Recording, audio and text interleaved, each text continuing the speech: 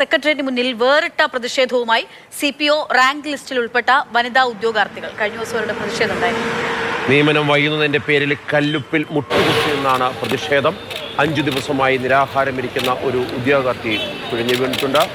അമൽ തേനമ്പറമ്പിൽ ഇപ്പോൾ സെക്രട്ടേറിയറ്റിന് മുന്നിലെ CPO ഉദ്യോഗാർത്ഥികളുടെ സമരത്തിന് മുന്നിൽ നിന്ന് ചേരുന്നുണ്ട്.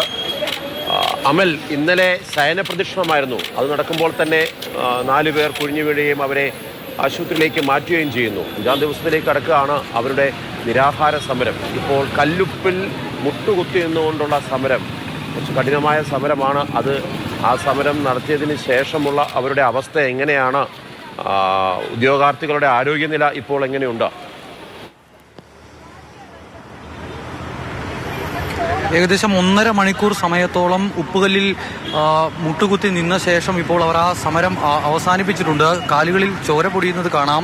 ഏകദേശം 1.5 മണിക്കൂർ സമയമാണ് ഇവർ നിന്നത്. അതോടൊപ്പം തന്നെ 5 ദിവസമായി നിരാഹാര സമരം തുടരുന്ന ആളുകളുണ്ടായിരുന്നു. അവർ അതിൽ ഒരാൾ കുഴഞ്ഞു വീണു, ആശുപത്രിയിലേക്ക് മാറ്റിയിട്ടുണ്ട്. മറ്റുള്ള 2 ആളുകൾ ഇപ്പോഴും നിരാഹാര സമരം തുടരുകയാണ്. 5-ാം ദിവസമാണ് അവരുടെ നിരാഹാര സമരം തുടരുന്നത്. പക്ഷേ ഈ പ്രശ്നത്തിന് ഒരു പരിഹാരം കണ്ടെത്താനുള്ള എന്തെങ്കിലും തരത്തിലുള്ള ഇടപെടൽ ഉണ്ടാകുന്നില്ല എന്നുള്ളതാണ് ഏറ്റവും പ്രധാനപ്പെട്ട കാര്യം.